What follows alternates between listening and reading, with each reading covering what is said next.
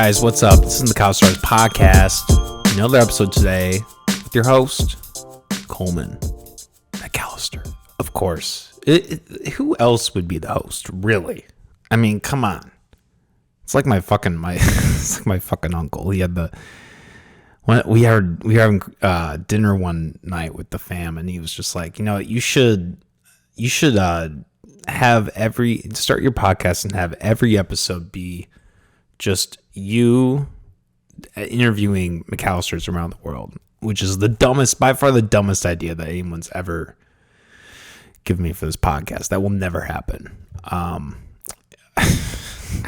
don't see it happen. I'm open to McAllisters coming on that I actually want to have on and actually are relevant, but yeah, I'm not going to go down the list of every McAllister. I think that's retarded. But I don't know. I'm recording this a little earlier than I usually do. I'm recording this on Thursday of the week prior because I have a live stream coming up. It will have already been up, but stay tuned for those. We're going to start doing those at the beginning. Every first Saturday of the month.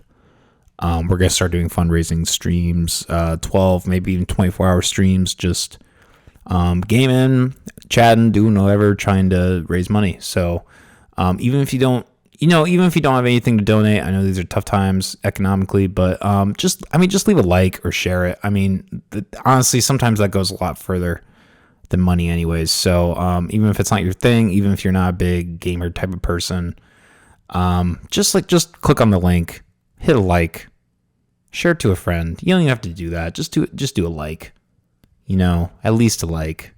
Comment, let me know that you love me, that you love what we're doing and all that. Anyways, I kind of thought I would do kind of a little check-in with some porn addiction type of stuff. I kind of wanted to just take a whole episode to kind of just focus on that. I've mentioned it before. Last year at the end of dry January, I did kind of a live stream where I kind of went into kind of revealing my addiction and kind of having a frank conversation about it. And we're almost at that point. Well, let's see. I think so. Here's the thing. I've actually intentionally lost track of where I'm at. Like, I think there's something to the whole counting the days of how long you've been doing whatever. It can be kind of a double-edged sword in a way. Like, in one aspect, if you're actually able to stick to that and keep fighting, it can be really inspiring and uplifting in a lot of ways, right? For me, though, personally, I just found it to be kind of a downer. I've been good with like the whole actually masturbating. I haven't done that since last November, or no, not last, the year before that. So about 15 months, roughly, or 14 months, I should say, about 14 months roughly, without masturbating. And, despite all the positives that, it is really hard to still stay away from pornographic images and videos and that kind of thing. I've actually had 2 relapses this week. I was going to record this yesterday, but it was really fucking stupid. I was like about to record this episode about NoFap, about, porn addiction and that whole thing. And then I ended up just kind of getting caught in a rabbit hole. And, I had to take action. I had to step away from my computer. I went to a public space. I went to the library. And then I showed up early to my therapy appointment, kind of waited in the lobby and just kind of took those steps. I think that's a really good thing for a really good tidbit for people who are struggling. That's one of the things that have just helped. It's one of those, it's like taking a cold shower or something, right? Like, or like forcing yourself to work out. Like it's a really good way to just stay away from that. Like what? You're going to jerk off in the middle of a library and get arrested, or like in a McDonald's? What? Like, no, like you're not going to you can't even bring yourself to do that really. Unless you're like, a really desperate situation or something. I definitely have jerked off in public. So, not even in public, just like in public spaces in my car. I've definitely done that. It's bad, but it's true. So So yeah, excuse me. So I kind of wanted to just talk about this. I got some shit stuck in my throat there. Kind of wanted to just talk about this whole thing a little bit and try to talk about it open-mindedly too. I had a fucking point. What was my point? That I relapsed. And I guess I've kind of been trying to just look at this whole thing differently. Because I think and I will say, if you're not into the whole NoFap porn thing and you want to just skip past this episode, I'm not going to be offended. I think there's a train of thought for it all being bullshit, and we're actually going to kind of look into that a little bit later. Because I think it is valuable to look at the other side, right? Like, I guess going back to the counter, right? Like, I do think that they're like counting your days. I do think that there's something to that can be harmful. If you relapse, if you can't stick with it and you keep like on my app, for instance, I had cigarettes, alcohol, masturbation, and actual pornographic viewing. And as I'm sure anyone can understand or guess, doing something that involves social media and, constantly posting, constantly being on all these social media sites, is very easy to get stuck in, the thirst traps, the booty videos, whatever. It's super easy to get trapped in that. Your algorithm, it works against you, really. I mean, it knows what you like, even if it's something that you shouldn't like, and it will put that at the forefront. I mean, even if you go through, I will say, surprisingly, TikTok's actually been pretty good about that. I spent a good 2 weeks to a month really going through the work of hitting not interested, really trying to redirect the algorithm, and it actually has been pretty successful. I haven't really come across any thirsty shit on TikTok over the last while. But Facebook's awful. They'll just, you'll mark it, and then 2 weeks later it'll pop back up because they don't care. Because they know, right? They know, if you mark everything not interested, you're literally creating a category that they can just say, oh, well, they're not interested in this, but we know they are, so we're going to put it back. Maybe it's not that black and white. I don't know. I'm not a programmer. I don't understand how that works 100%, but I have a pretty good idea. But anyways, I think when you have a number system, when you're looking at things in that geist, in okay, for instance, for cigarettes, I think I was at 1,300 days or something like that, because it's been about, I quit in 2020, quit smoking cigarettes. So I have that huge number. I quit drinking last New Year's, so a little over a year for that. And then masturbation was even more than that, about 14 months. And then my porn use would usually simmer around anywhere from 2 to 10 days. And every 2 to 10 days I would break, and then I would have to just reset that clock, drop it down. It was extremely discouraging. It's really easy to get to, because porn as an addiction is unlike anything else. With any kind of drug or gambling or really anything else, there's a process to it, right? If you want, I guess you can gamble online pretty easily. But even with that, you gotta get the money, you gotta put the, I'm sure there's some kind of transaction that happens there. And then you have to actually play the game, or, something with drugs or alcohol. There's a process where you have to drive or order it. Maybe you can, if you have a really cool drug dealer, maybe they can come bring it to you, whatever. But there's a process in that, right? And there's a financial thing with that, automatically. Whereas with something like pornography, it's free. Even if you were even for someone who was paying for it, you can still find you can find almost anything for free. And it's just so easy. It's it's 3 clicks, 3 swipes, whatever, and you're seeing porn. Look, Facebook Instagram, really any site, but I mean, especially those, there's plenty of pornographic content on those websites. I can attest to that. You think you're like in this safe space of, oh, I can just look at these booty pics and no porn will come across. Like, you think you're kind of riding this wave of like the middle, and it's not. So that's been discouraging for me personally. Going through that whole thing and how that affects you mentally, how that affects your self-esteem. I've been kind of wondering if there's a point where it's toxic, right? Where it's almost like a compulsive thing.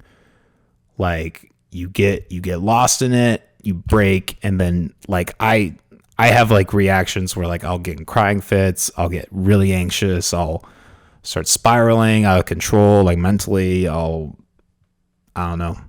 I'll just go. Like with my partner, I'll like get into arguments with her about it, and it's not healthy. And I've even kind of been, the last couple of days, been kind of even rethinking the drinking thing. Like, am I maybe at a point now where I can learn to enjoy it in a healthy way? And I don't know if that's possible with pornography. Like, I don't really want to or see myself being in a point where I would do that all the time, or not even all the time, like even at all really, or that like I would engage in that. But I think it's fair to say that I don't think like having a negative reaction every time you see it is good either.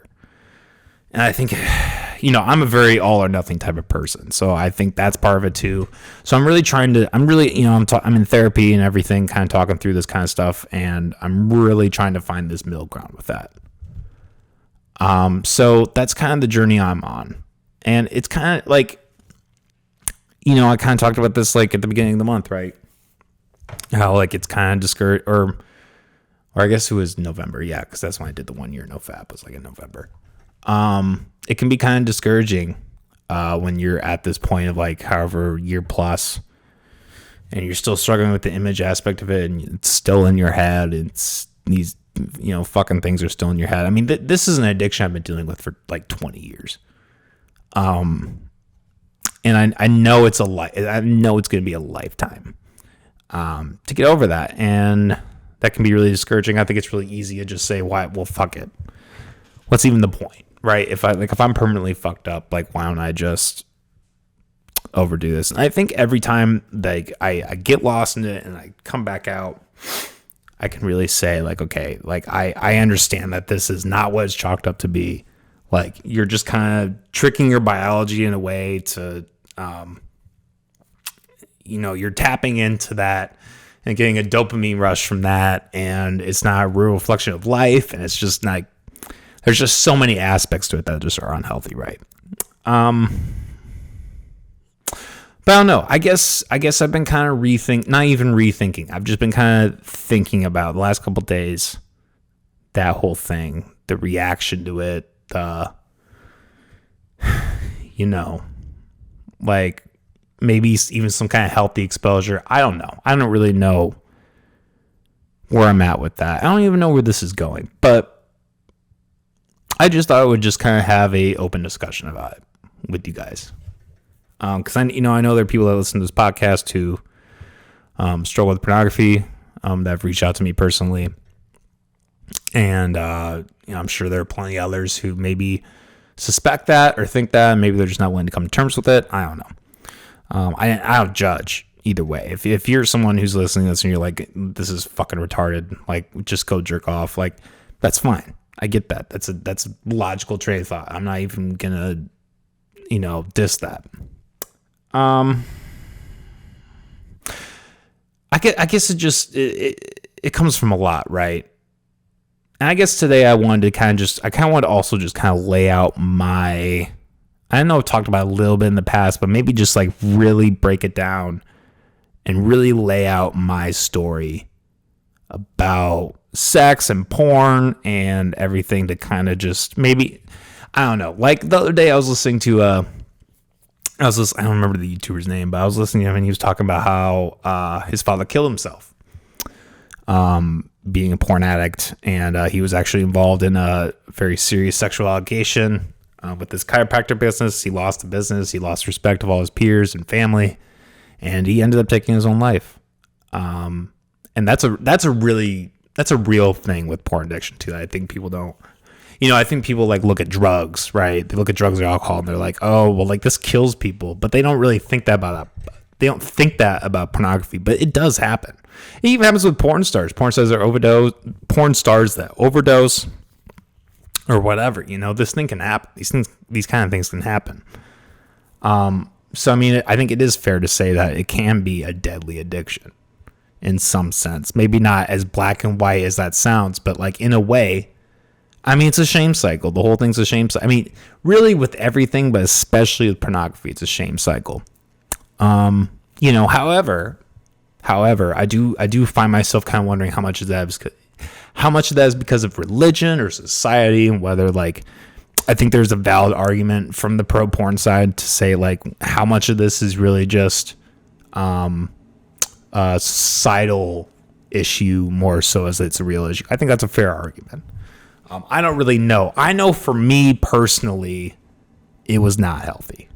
I know the behavior I was engaging in, where my brain was, where the money I was spending, like that wasn't healthy. There's no healthy equation of that in my mind, where I was at. Now, could I be somewhere in the middle on that? Maybe. Could you be someone who, cuts back to once a week watching porn? Maybe. That's possible. I think there's certain people who can do that. I don't know if I'm that kind of person. I suspect that I'm not. Given from who I am and my experiences, but not even with that, with drugs and alcohol too, I don't see myself being that kind of person. So I'm not like saying that I'm going to go jerk off or that you should just fuck this. Like, that's not what I'm saying at all. But I think if we want to be real people, if we want to be open and honest people, we need to have these kind of conversations, right? And I think when you kind of go by that like AA mentality, SAA mentality of, what the fuck is that? All right, we're back. It will shut off in a little bit. That high pitch is fucking throwing me off. Anyways, so my story, my journey, and I've like I said, I've kind of talked about this a little bit, but I kind of want to just kind of go through it in depth, like from the beginning, right? Because I think listening to other people's stories is something that's also really helped. To be fair, sometimes I think sometimes you listen to other people's stories and you're like, well, maybe I'm not that bad, but because I think that is kind of one of the things that I didn't like about SAA. I think that was maybe my point. I didn't like with SAA is kind of that whole, well, first of all, I mean, I talked about this before. I think it just inflames the shame cycle, I think. But like, I think a lot, like my experience with SAA, right, was I think I think every single person that spoke of that thing talked about having an actual sex addiction, which meant like cheating, going behind their partner's back, or just, seeking out prostitutes or whatever. Not a single person really talked about pornography.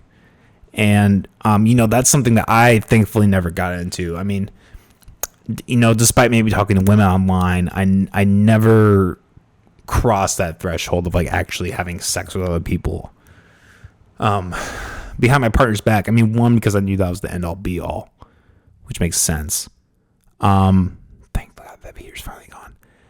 And two, sex just complicates things. And, I think that's part of why my porn addiction got so big, is because, being autistic and just not doing well with that in general, porn was a very comforting thing. It was like, okay, this is a way that I can exert myself sexually where I'm in complete control. I mean, I thought I was in complete control. I obviously wasn't, but I'm in control, and I don't have to worry about another person. Right? Like a very, very selfish way of thinking. So I think that was why. That's part of why it didn't really work. But anyways, I guess going back to the beginning, I think a lot of my problems currently that revolve around this have to do with my upbringing, my childhood, growing up in a very religious environment where sex was not only not talked about but condemned. My parents still hold the belief, I believe to this day, that sex is for one thing and one thing only, and that's producing a child, which is just a wild fucking way to think about sex, in my opinion, especially with the technology we have today. Like, I don't know, it's just such an unrealistic expectation to put that on yourself. But anyways, so I mean, I remember the first time I saw porn. It was I went over to a buddy's house, which like my parents never let me do for like a long time, or they would always be really strict about it throughout my childhood. So it's kind of surprising that I even got into this point. But I remember my friend, we went to his back shed, and he had all these nudie mags, right? Like taking all these pages out, stuck them to the wall. So it was just like it's just like this wall of pornographic images, right? And I remember it just like, I remember seeing that and having it just grip me in a way, like really enticed me in a way where I was like, oh, this is the holy grail of pleasure. Like a hot naked woman getting, being naked. At that time, it was just being naked, right? I mean, at that point, I wasn't even really looking at penetration type stuff. It was just naked women. And I don't know if I really had much experience or really indulged in porn that much in between that and like when I actually started masturbating, watching video pornography. Maybe fleeting. Maybe it was kind of just one of those things where you saw every once in a while. No, that's not true. I totally forgot about this. This is actually kind of funny. I remember I would well, both I would like look up porn on Google, because I think that was before my mom really kind of suspected that. But I would actually play like pornographic games, which is weird. Like I would play like games where you had to like undress women, like animated women, right? And like I there was something about like being involved in that, and maybe that kind of played into like my webcam addiction, right? Like really played into that whole interactive part of it. And I remember one time I was doing it, and my mother like stormed down, and I was like, fuck. And we had like a power strip, well, like with a switch where you could like turn off the shit. You could like turn off the thing. So I just like, I took my toe and I just like switched it off, and like the whole computer shut off, right? Because power just left. And like, I don't know if history wasn't a thing then, or my mom just didn't know how to do it or whatever, but like she interrogated me like, why'd you do that? And like, I refused. I refused. I don't even know what the reason was, right? And she probably suspected it, but who knows? I've never had that conversation. So I would like do stuff like that. I'm sure there was like times where I looked up like images, right? And then it wasn't until like 8th grade where I had a friend who talked to us about masturbating and like how weird it was, like when like the first time that the white shit comes out, right? And it's like and that is like a really weird feeling. I remember like the first time I jerked off, it was like dry hand. I didn't even have lubricant. I was just jerking it at the shaft and thinking about shit, and like that was enough to like for me to climax. And that's such a weird thing, right? And then I would just have these like because I lived downstairs and there was a bathroom right there, so I would just like ritualistically like go to the bathroom and just like imagine things. Maybe I even had videos then. I don't know. It's all a haze. It's kind of weird even thinking about this. I remember one time I was fucking jerking off and my dad knocked on the door. Cause how it was is I had the, so it was my room, it was the bathroom, and then the laundry room. So people were always coming in and out of my room. I had no sense of privacy ever. Like it was always like a scared thing that I was doing, masturbating. It was always I was always on edge. I was always thinking that somebody was around the corner about to find me or whatever. I never actually got walked in on until I was an adult, which is weird. Like I managed to pull it off, but I remember one time my dad, so I was like jerking off, right? And my dad bangs on the door. He's like, "Let me in." And then he like, I was like in the mid, I was like right in the middle. I was like about to come. And then he tries to open the door. I fucking lunged forward, put my like hand and my foot like on the door. And I'm like, "No." And then I just fucking came literally all over the back of the door. My cum just like shot out and just like landed on the fucking door. And then, I was like, "No, I'm in here." And then like I got my pants back on and everything. Opened the door, like he opened the door or whatever. And so like there was just like cum on the door and he didn't even fucking notice. Oh, it was such a close call. I had so much anxiety. Oh shit! I forgot to backtrack. Before that, God, this all just comes back to you when you're thinking about it. But I remember when Facebook was really big, or not even really big. Before it was big, really. I mean, when it was just a thing that we heard about. Oh, there's this thing, Facebook, right? I mean, I was like fucking 10 or whatever, 10, 11. And I had cleverly set up a Facebook account where I set it up to where I was over 18, which is a lie. If you didn't know that, if you couldn't put that together. And that was at the time where Facebook, there was actually like, not even like it was like almost like softcore tease, but it wasn't even porn. It was just like videos of strippers and they would like strip down and then they would like cut right before you saw anything naked, right? But I would, there was a thing that you could do if you had a friend that was like, had that app downloaded or subscribed to that or whatever, that like all of their friends could watch it. And so I was like the rock star at my school, this tiny little private school in Iowa. I was the fucking rock star, like, oh my God, you give us all the porn and shit. And then I remember I went to camp because I used to do this like camp for 7 weeks out of the year. That was actually probably the time that I first came across video pornography. But anyways, I came back from that and my mother like sat me down and she asked me she said she found out that I had Facebook in so many words. And she asked me to write down the username and password. And I did. And I remember her doing that and then me going into my closet, shutting the door and just sitting in the dark in silence and just waiting to see what happened next. And like, an hour or two later, whatever, my mother came into my room bawling. And she just said, the thing I want most for you is that you have a good soul, that you save your soul.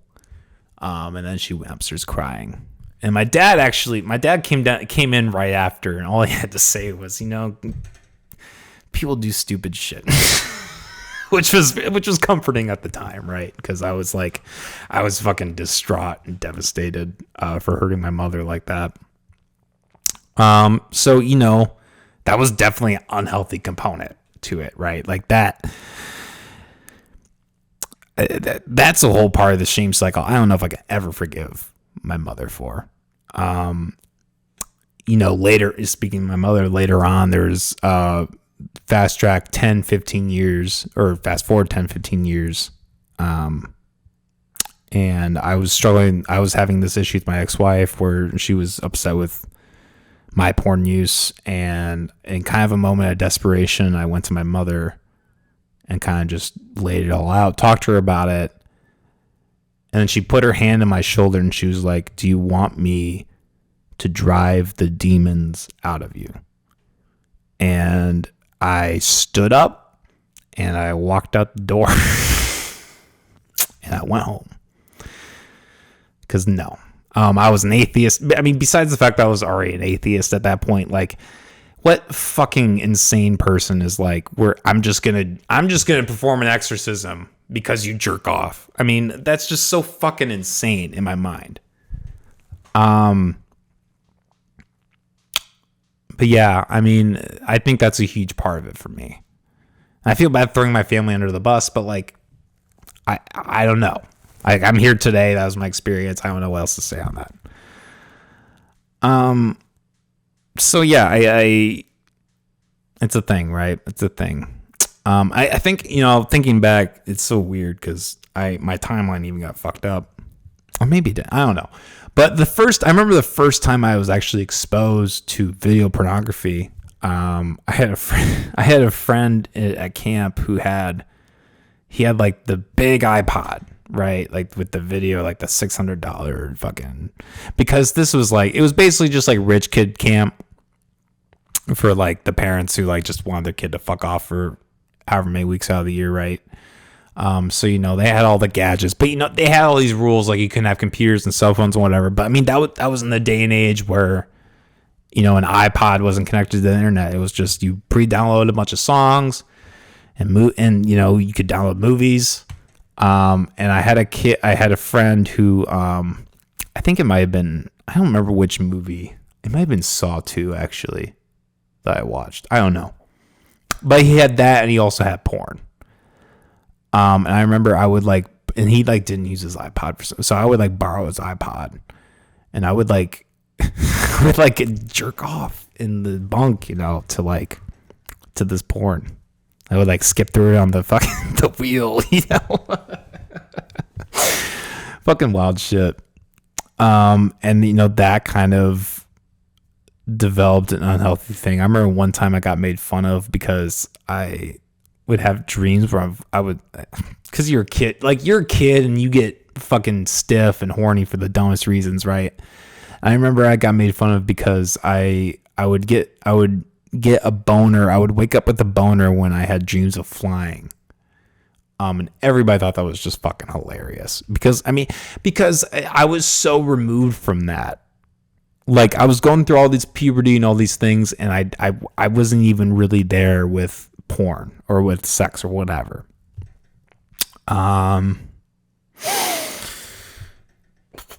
So yeah. But I guess going back to, I think it was probably around 14, 15 that I really started watching video pornography.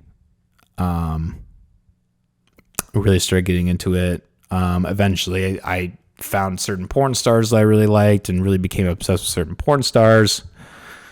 That was kind of throughout high school. I think a lot of it too is, I really limited myself intentionally with sexual experiences. And this is something I still find myself regretting all these years later. I wish I could go back and just tell Coleman to just get laid.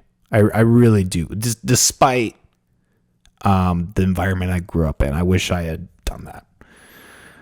Because I don't know. I was trying to avoid disappointing my parents. I was trying to avoid disappointing my family, and it ended up happening anyways. So I had a girlfriend.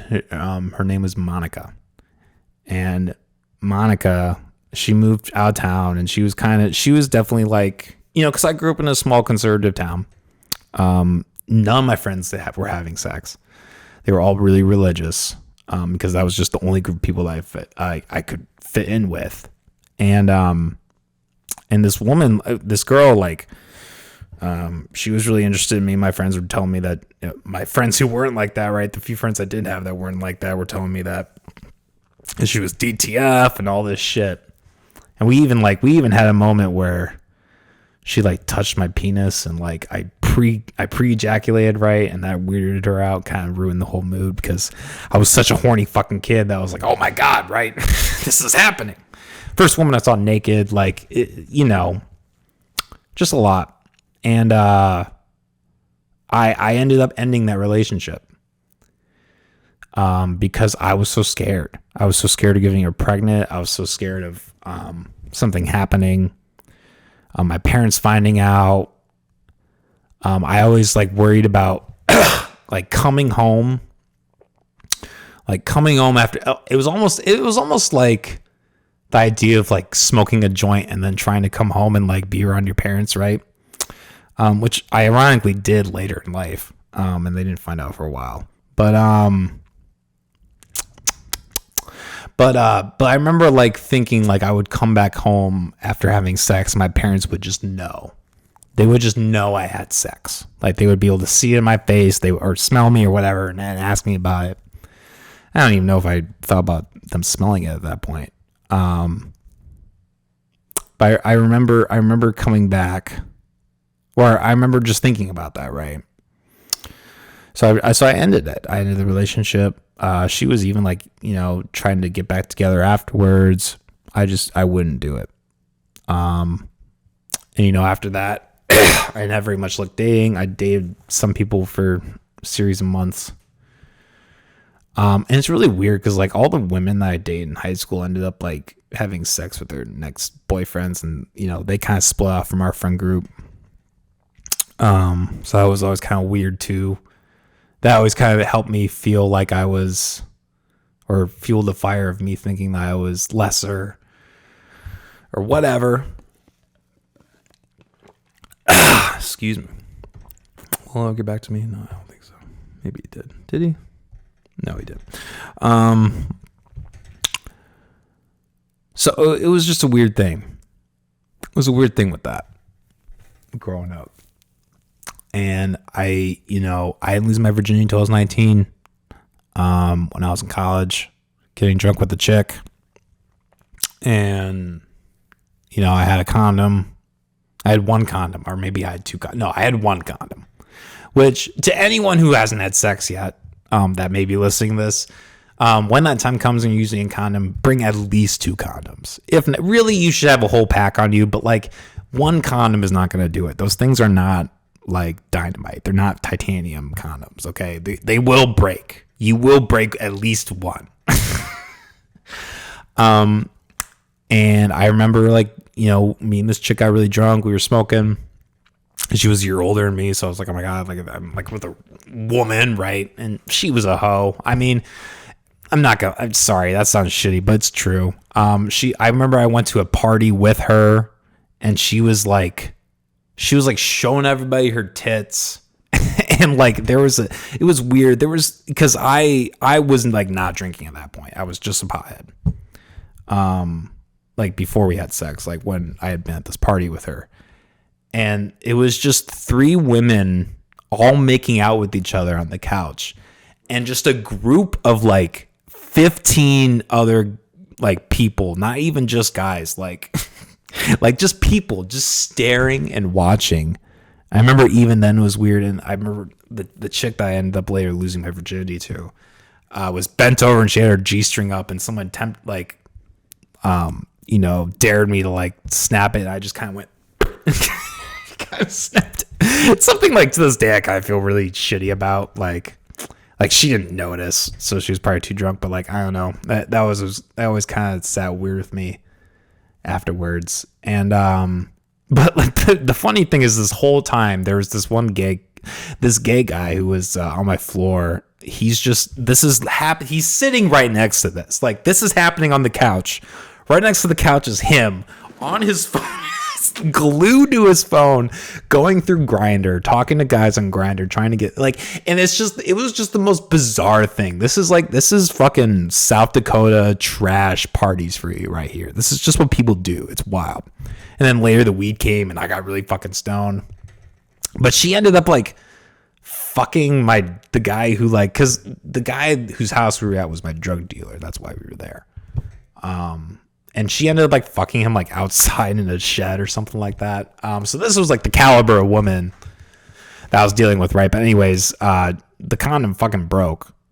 It just like in the middle of it fucking broke, and she like really wanted it like throughout the whole night, and I just wouldn't give it to her.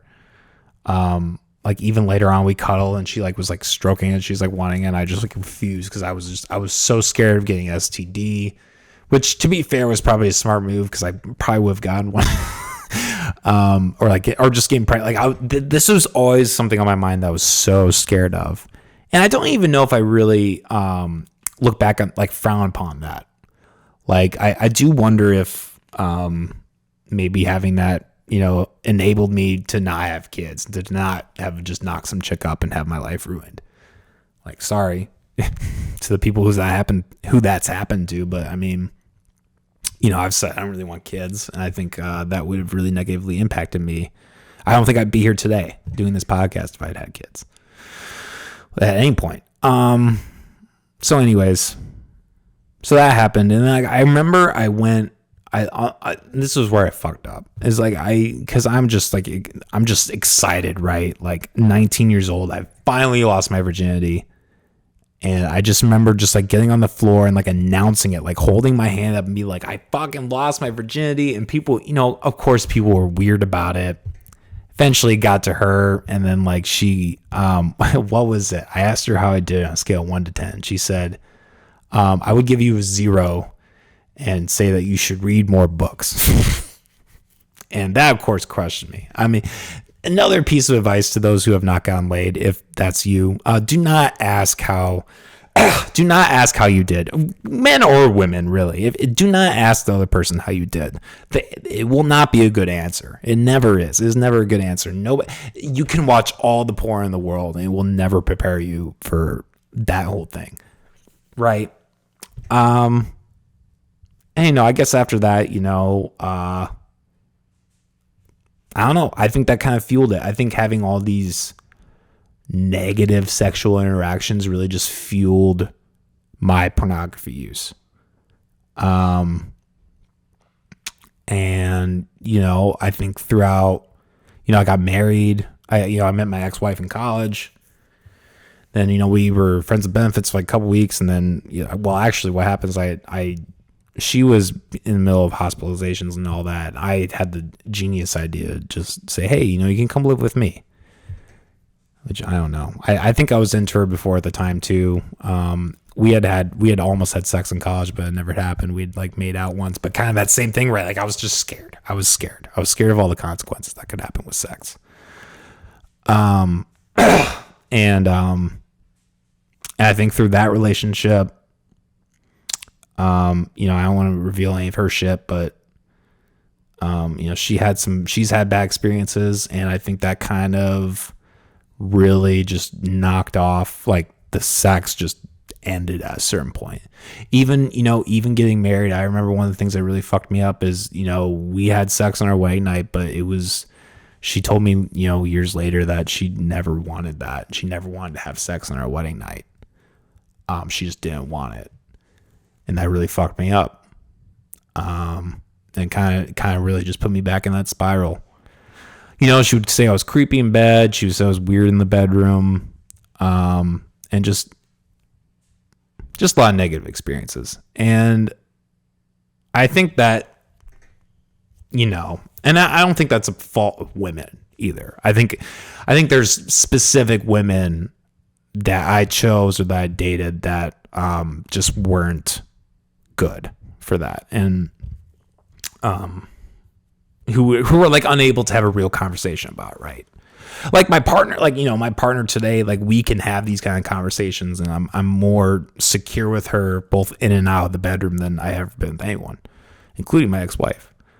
And I just think I think it's something that people need to just keep in mind, right? And this kind of brings into, this is what I've been discovering, right?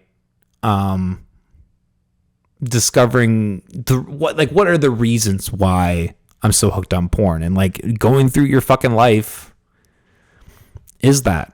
How long have I been going? Holy shit. I've been talking for 45 minutes already. Oh my God. So sorry. Sorry about that. That went way longer than I thought it would. Wow.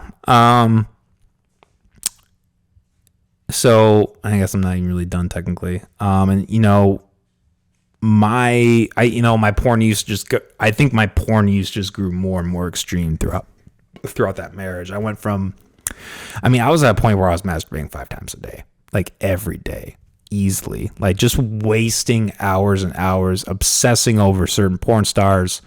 I was at the point where I was making mixtapes. Like, I guess that was before I was even married. I was just downloading porn and making mixtapes out of them and like organizing things. And like toward the end of my porn addiction, when I was with my current partner, I was paying for sites. I was downloading like 4K porn that was like taking up so much space on my computer. And I didn't even care because I had folders with all the different porn stars, and I would like have my own. It was more than I even watched. Like, I probably didn't watch 60% of those videos. Like, it was just meaningless space. But because those sites are so expensive that I didn't want to pay for all of them, so I was like, I'll just download everything to save money. And then it was just it was dumb. And I was like editing together videos. I was making porn music videos. Like, I was really into it. I was spending money on that on top of spending money on cam girls, chatting with cam girls, just shit like that. And it was dumb. It was really dumb. I know it was dumb. I don't look back on those things. Like, with just like the strip pornography, I can at least kind of give myself some credit on that. But like with stuff like that, it was just dumb. It wasn't healthy. It was awful, both on my wallet and how it made me feel. My productivity since I've quit has soared. Even though I was doing the podcast then still, there's no way I'd be doing this with the podcast, 3 different podcasts. Right, there's no way I would have to drive in a movie, right? Like, there's no way I'd have to drive for that if I had kept watching pornography. So yeah, I think for those who are struggling, I guess my not last piece of advice, but those struggling, I would encourage you to look into like, really trying to figure out like why do you watch porn, and not just because it taps into your biology and it's just like why wouldn't you, right? Like regardless of all of that, and that's true, but like there's still a reason, right? There's still a reason that you're like obsessing over it and that you find yourself lost in this. And I really encourage anyone to like just kind of like even like look back on your sexual experiences or with your partners and just try to think of like why, like how did these things, or like your upbringing, like, right? Like how did these things play into it? So I think that's my story. It took me a long time. I spent way longer talking about that than I thought. I thought this was going to be, my podcast episodes haven't really been that long lately. I felt bad. I call this the McAllister hours, and there's like the McAllister 38 minutes. That's kind of what these episodes have been. Oh, Jesus Christ. Okay. I think that's it. I think that's really the bulk of it. I just wanted to do one more thing before we wrap this up. Kind of backtracking to what I was talking about with kind of trying to have an open mind about this. I thought I would take some clips. I would show some clips that I found the last couple of days, and really try to just kind of dissect them, have my take on them, and I don't know, just kind of respond to them. I thought that'd be interesting. Maybe I'll do this in another episode. I was maybe thinking about doing an episode where we kind of look into maybe some articles or like some of the things that the experts have said about it to maybe kind of give people some extra motivation. But anyways, let's just do this first clip. Why not? Why the fuck not, man? To hate people, I don't fucking know. Or they do it for clout or if they're trying to promote something. How do you guys feel about semen retention? What? Like holding back your cum? Yeah, it's a popular topic on Reddit and online. And about being the most productive male, like holding. Okay, and I will say this before we start. I do think semen retention is bullshit. I will agree with them on that. I orgasm I still orgasm every day. All right. Like I'm still fucking right. I haven't held back on that. And I don't think like there's any real, I don't know. The arguments about semen retention, I think are kind of ridiculous. Look, I mean, I feel like you're an athlete. I guess that makes sense. Right. But like beyond that, if you're just a regular Joe, I think it's kind of stupid to, I think it's stupid to like retain your semen. I do think that's dumb. I think the bigger thing to take away from it is like having a healthy relationship with it. Anyway. When your semen, rappers are talking about it. For what? Like rappers say they have sex. When they're having sex, they don't come. And like Joey Badass has said this, and NLE Choppa and rappers like that. NLE, that's funny. I would love to have that problem. You would love to have the problem of you want to have sex and not come? They hold their cum in. Why? To be more productive. I mean, if masturbation is unproductive and makes you lazy or tired, and it's healthier not to come, they say. It makes your stamina crazier. I can get that, but NoFap, do you like that? Or? No, I don't. I'm not. Okay, so what she just said is a lie. Masturbating does not increase your stamina. If anything, it decreases it. I can tell you from personal experience with multiple different partners that it does it. The idea that it helps your stamina is just retarded. The science literally points to everything else. So right off the bat, this is a bad. Clearly, if you can't tell by now, this is a bad example. But anyways. Listen, I'm a lot of work. I'm not fucking a guy who don't want to fuck. And if you hold it, it's not even about not want to fuck. He just don't want to come, so he's stroking extra long. Like, we in here fucking for 2 hours, 3 hours. And you're not doing nothing. You gonna rub my pussy raw? I'm starting to wonder what's going on. Do you believe in like porn addiction? Yes, absolutely. I love it. I'm a porn She addict. believes that she is one. That's funny. I'll put my hand on the porn Bible. I'm a porn addict. Do you feel some type of way if someone's like a hardcore fan and addicted to porn and like they're like fucked up in life because they're so addicted to it? Or no, I love that. That's not your responsibility. Like that makes me. I love it. Yeah, I mean, really dismissive reaction, and I think if you told somebody that was like selling alcohol, hey, do you think that like you selling to alcoholics is do you see that as being negative? They're going to tell you no, right? Because there's going to be a bias there. That's the unfortunate aspect of capitalism, right? Or not even capitalism. Backtrack. I don't even want to say that because I hate when people say capitalism. I don't think it's capitalism. I think it's just human nature. Anyways. It can be a little bit fucked up in certain aspects. Like, say you sit home and jerk off all day. I mean, if you're jerking off watching some shit Guess that's I won't bring up my illegal, yes, that's not okay. No, I'm saying like your stuff. You have a hardcore fan. And you see how she's getting emotional? Let's go back. Did you see how she just kind of... Not okay. No, I'm saying like you see that look right there. Getting so mad. How dare he attack my career? Stuff. You have a hardcore fan. He's saying like it prevents you from doing other stuff in life. Spends all money. I can see that. Spends all money on you. Just jerks off to all your stuff. Do you feel some type of social ethical responsibility? Like, dude, get some help. Responsibility? No. I would feel like a goddess. They're their own person. Yeah, definitely. But do I feel like you might be awkward? Yeah. Or have some personal issues. Yeah. Right. Exactly. No, I think you all right, homie. What's the... No. Look, I can objectively say if you are spending all of your time, if you're spending all of your fucking time doing anything to that extent, right? Like that's not healthy. I'm sorry. If you're doing any one thing and like obsessing over like that much, like look, and I think it was kind of interesting. The I don't know these porn stars' names. The blonde lady, I thought it was interesting how she said like it might make you awkward. Which is like, I mean, okay.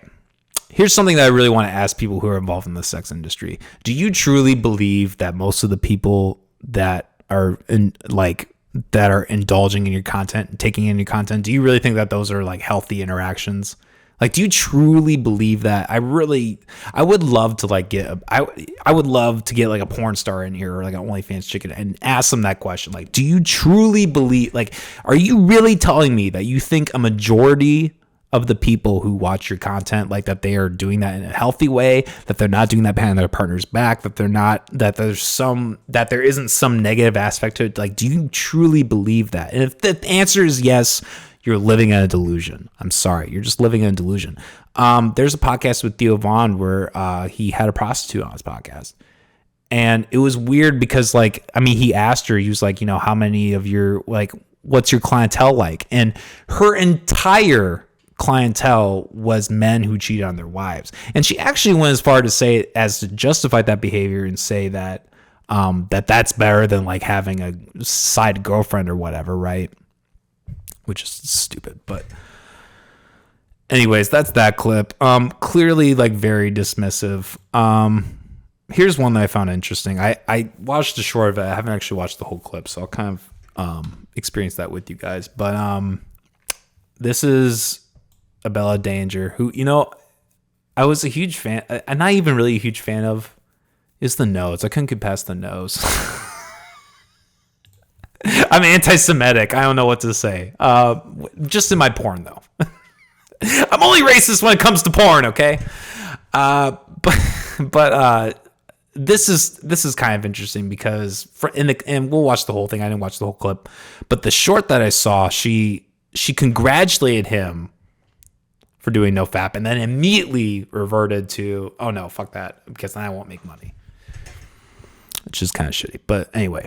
I don't jerk off anymore. Oh, he hasn't done it for years.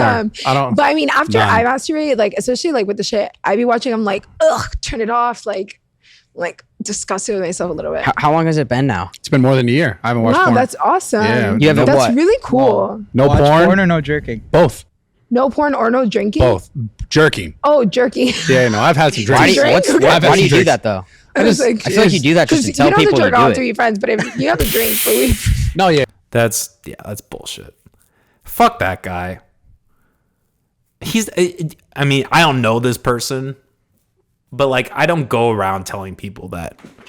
I do it on the podcast, but I'm not like, if people ask me about it, I'll tell them, but like, I'm not going around telling people that I don't jerk off. That's a very uncomfortable thing to talk about.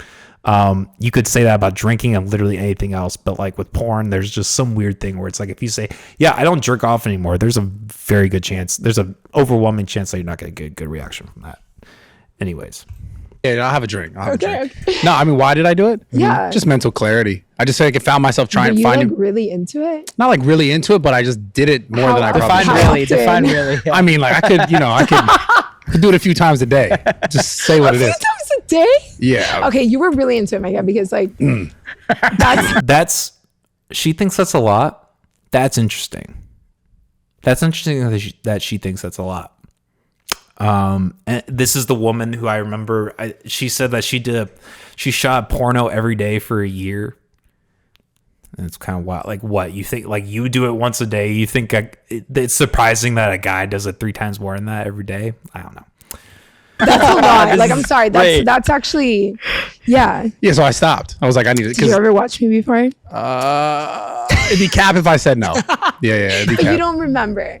Yeah. I'm sure Someday. you have. Yeah, I feel you. Why were you starting to go down like a dark hole or? No, it was more so just like it just. I mean, dude, 3-4 times a day, like save that gets in time, the right? way of your productivity. I just wanted mental clarity because it's also like I didn't want to like try I to appreciate get you for that. saying You're that. trying to get that like release. How do you feel now? You feel great. clarified or whatever? Yeah, I feel better, yeah. Fuck yeah. Because you have less moments of like ups and downs and less Yeah. like, oh, I'm looking for this, trying to find this. And I do you think that you ever will again? No. Yeah, I don't think I ever will. I think that's honestly so commendable. He fucks a lot though. That's why. Yeah, I but mean, that's great. I have a girl That's now, great. so it's like it's a little different, but Yeah, I mean, he's in that a girl relationship. now like, she's got to healthy. take it 3 or 4 times a day though.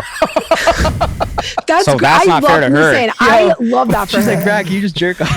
Then find a different girl. Like, I don't fucking know. How am I getting more pissed at the guys than the woman in this case? This is insane. Yeah, man. Like, did Lolo ever get back to me? No. Fucking hey, man. God. And this is kind of the problem, right? This is why it's so hard to talk about, because there is a culture of men who just don't see a problem with this. I think that's changing slowly, but and look, I will commend her. I think that she's actually being very open and very honest. Unlike a lot of people in the industry, right? I do commend her for that. So, and I'm sure she loves, and I'm sure she probably really likes that you don't jerk off, and like all of your orgasms belong to her. Like the only time that you come, it's because of her. Yeah, so I'm sure she yeah, loves that's that. actually whoa, Like, that's great. Yeah, I think that's fucking epic. Like I love that. yeah. I think every guy. No, you know what? Then I wouldn't make any money. So Yeah, no. keep jerking off, please. Jerk off all the time. Don't stop. Yeah, but it's funny though. It just gives you a little more like clarity, I'd say. Yeah. Because you're like not looking forward to that like moment. Yeah. You look forward to other moments. You're like looking forward to it. Well, it's just like, you know, you knew like if planning it in your day. not so much planning. I wouldn't. That's sad because like I was definitely there. I remember being at work and being like, "Fuck, I can't wait to get home and just get it." That's a real thing. Yeah. I mean, there were times where I was planning. I mean, I'm not going to front, but planning it? it's just like you don't Fitting it into your schedule. Yeah, I guess. Yeah, I mean, I had to work it around the gym. But you can Did like you ever do it at the gym, like in the locker room, in the shower? no. In the car? He owns a gym. Did you so jerk off in the he's- car? I do it. I've jerked I off know in the that car office before. has Yeah. seen some jerks that I have do. too. Damn, I haven't jerked it at the gym. No, you I jerked off in the car? I've no. never even jerked I off. fucked at the gym before, but Oh, that's kind of cool. That's a but flex. I own a gym. I She's feel had like it's sex like in a the car, porno. probably. Pretty cool. She's like, I have never jerked off in a car. You probably had sex in a car. What the fuck are you talking about? I had one more clip. I don't even know if it's worth it. What time is it? It's almost 3. Lolo still is not gotten back to me. I don't know what his deal is. I love you, Lolo. Sorry. Get back to me, motherfucker. All right. Yeah, fuck it. Let's do one more. And we're not going to watch this whole thing because it's like an 8-minute clip. But this is kind of... so Chris Williamson, or Martinson or Williamson? I can never remember. Williamson. He does an episode called a podcast called Modern Wisdom, which I highly recommend. Really smart guy, really has a lot to say. And, you know, you can definitely kind of tell that there's a little bit of a conservative bent to him. But I think he's very open-minded. I think he's one of those people, he's one of those people that's willing to interview anybody on any side of the aisle without letting his bias show too much. So I really appreciate him. You know, he probably disagrees. I mean, I haven't seen the whole clip. I can kind of guess that he might even disagree with this. But anyways, this is him talking with a man called Hamza, which I had never seen this. I might have to listen to the whole episode after watching this, but yeah, fuck it, let's get into it. I've got to lose weight, I've got to do this. It's like you just feel like shit for a little while because you hate the thing. I'm at the middle of the clip. Talk to me about NoFap. I think the online space has got this like different perception of what it is, in my opinion. I think a lot of people think like it is, you know, the levitation and it's going to make you amazing and everything.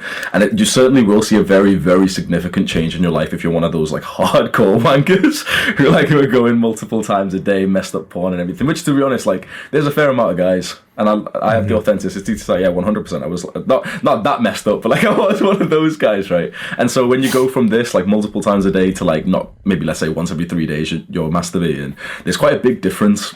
And that's like, I think as far as a lot of the benefit does go. After that, there's like this cult online which is telling you, okay, if you ever touch a dick again, like that's the perception they're pushing on to young men.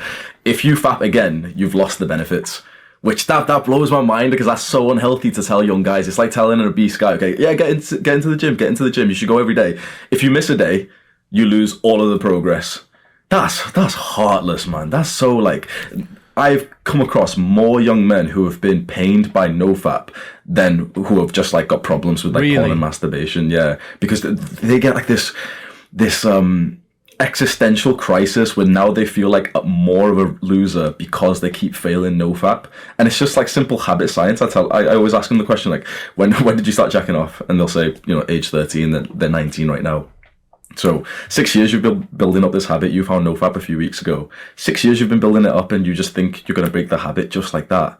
It's like, at least for me, it took me about 5 years to get onto like NoFap where like it's honestly like, it's not in my life at all. I don't even think about it. I often forget that porn and masturbation is the thing. But I was so hard on myself for the first like year or so thinking like I should get to day 90 or something. Because it's not just about like, you know, the discipline and willpower.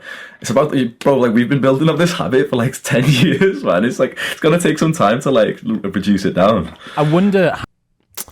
I really like that actually. Because I can relate. I feel like that's kind of how I feel right now. I'm not gonna. I just lost my place, anyways. Yeah, I liked what he said. I really liked what he said. I can really relate to that. I think that's what I'm currently going through. Because there is like a real, because I was involved in a Discord group for a while, and I think that fueled a fire that made it feel really toxic, and I think it's more important to have a healthy relationship with it than to shame yourself. I think that I agree with that 100%. Well, wow, we went over an hour. That's wild. Finally lived up to my name, right? Them Calster hours. I feel like it was kind of a mini therapy session for myself, so I apologize for that. I definitely won't be offended if people don't want to listen to this. Or, I mean, if you're here already, you've obviously listened to it already, so I appreciate you. And I'm assuming if you are here, maybe that this is something that affects you in some way. And just know that you're not a bad person. It doesn't make you a bad person. I say that, but I never believe it. I relapsed yesterday, and I tried to sit with the thought of like, you're not a bad person. I couldn't do it. I lost it. And I just kept thinking about how bad I am, how bad of a person I am. And I'm saying, I still believe that to this day. I still, like, as I'm sitting here, I don't think I'm a good person. That's just how I feel. And I hope to not. I hope to, because I think it is a big key of getting over it, is that whole aspect. So anyways, guys, Cowstars podcast every Monday at 7 p.m. I might change that time. I don't know, because everything else is at 2 p.m. It's kind of weird to have this at 7. So I don't know. We'll see. Maybe we'll bump it up to 2. But if anything, got Unhinged, Uncensored every Tuesday at 2 p.m. And then we have the Guts and Gore podcast every Thursday at 2 p.m. as well. So go check those out. Support the channel. Catch the next. We're going to have another fundraiser at the beginning of February. I think it's the 3rd or the 2nd. Let me look. February 3rd. I don't really know what time yet. Usually I do it from 8 to 8 or something like that, but we'll see. Maybe I'll do a 24-hour one then and kill myself and lose my girlfriend in the process. So we'll see. All right. Have a good night, everybody. Peace.